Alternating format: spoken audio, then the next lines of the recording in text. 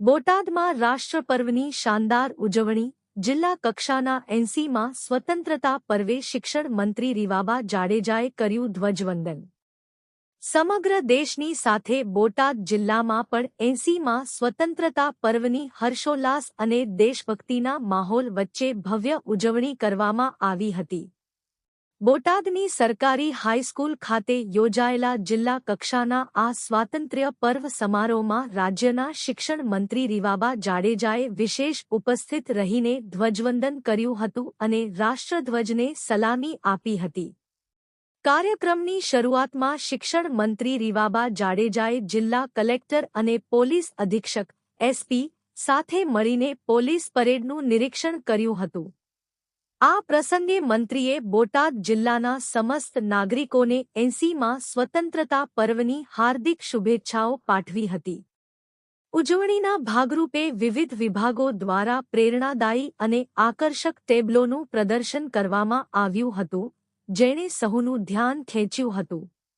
આ ઉપરાંત જિલ્લાની વિવિધ શાળાઓના વિદ્યાર્થીઓ દ્વારા દેશભક્તિ અને સંસ્કૃતિને ઉજાગર કરતા રંગારંગ સાંસ્કૃતિક કાર્યક્રમો રજૂ કરવામાં આવ્યા હતા। વિદ્યાર્થીઓની આ સુંદર પ્રસ્તુતિએ ઉપસ્થિત તમામ લોકોના મન મોહી લીધા હતા અને વાતાવરણ દેશભક્તિના રંગે રંગાઈ ગયું હતું। આ ભવ્ય રાષ્ટ્રપર્વની ઉજવણીમાં સ્થાનિક વહીવટી તંત્રના અધિકારીઓ સાથે બોટાદના ધારાસભ્ય શંભુનાથજી ટુંડિયા, ધારાસભ્ય ઉમેશ મકવાણા અને જિલ્લા પંચાયતના પ્રમુખ પાયલબેન માથોડિયા સહિત અનેક અગ્રણીઓ, પદાધિકારીઓ અને મોટી સંખ્યામાં નગરજનો ઉપસ્થિત રહ્યા હતા। Bureau report Vipul Taviya, channel SS2 news, Botad.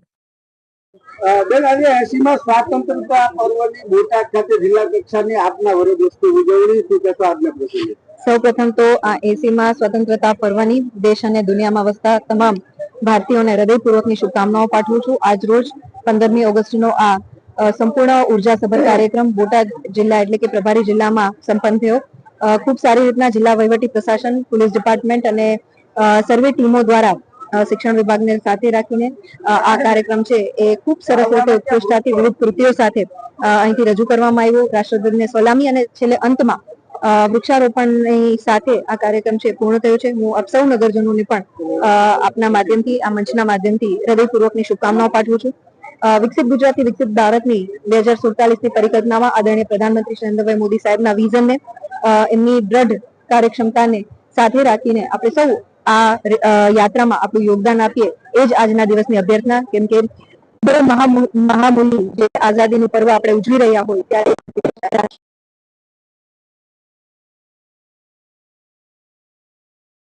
આપીએ, એ જ આ દિવસની ખરા અર્થમાં ક્યાંક ને ક્યાંક ઉજવણી છે એવું મારું માનવું છે। પુનઃ આપ સૌને આપના માધ્યમથી અને આપ સૌને પણ પ્રેસ મીડિયાના જેટલા પણ આગેવાનશ્રીઓ ઉપસ્થિત છે એમને પણ ખૂબ હૃદયપૂર્વકની શુભકામના આજના આ દિવસે હું આપી રહી છું।